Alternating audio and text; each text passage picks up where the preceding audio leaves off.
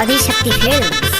Madam जी आप इधर से हाँ महिला वाला लाइन में।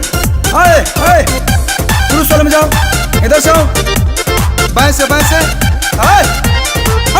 अरे उनका के ऐसे पाही जी अंदर आया बेदी संगे हमारा परसादी चढ़ा बेदी।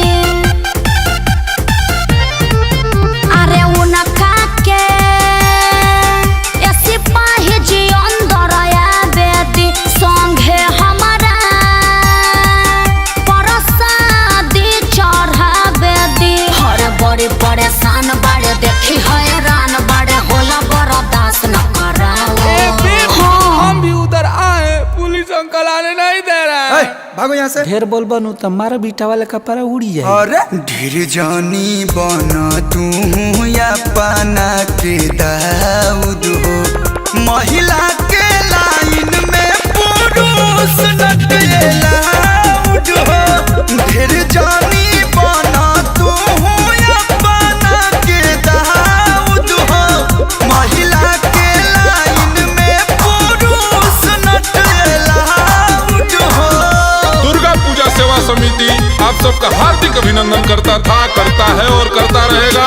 अतः सारे भक्तजनों से निवेदन है कि आप सब सोशल डिस्टेंसिंग का पालन करते हुए मां का दर्शन करें। जय माता दी।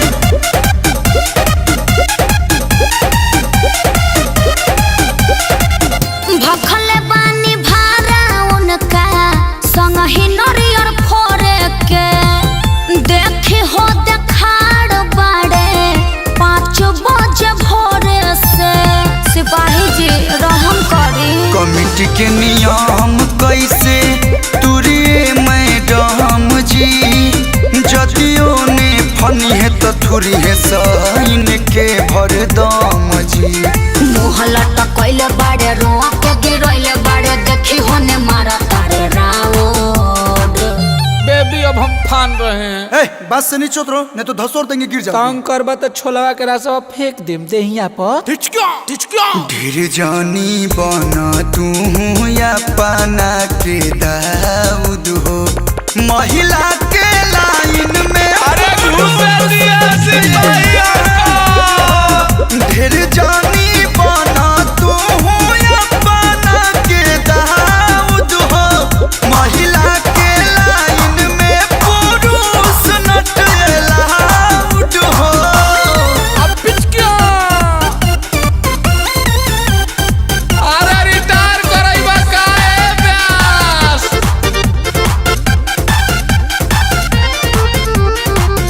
भगती में अतना ना चलेला चलान जी, डांटी इनकर काहे सुखबले बानी परान जी।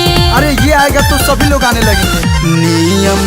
नियम सबके एक लेखा होला, जितन रहुआ सोचत बानी बाणे न इतना भोला। कलू अखिलेश के खारिज करे केस के रउआ पे बादेश के पराओ। अरे सर आप इतने बड़े हो कि क्या लफड़ा में पड़े, आने दीजिए उनको। जाने दीजिए ना अंकल। अच्छा सुनो, ओढ़नी ओढ़ के नारियल चढ़ा लो। ओके तेड़ी आई बा मार देबे ढेला। ढेर जानी बना तू या पाना के दाऊद हो, महिला के लाइन में पुरुष नटलाउड हो।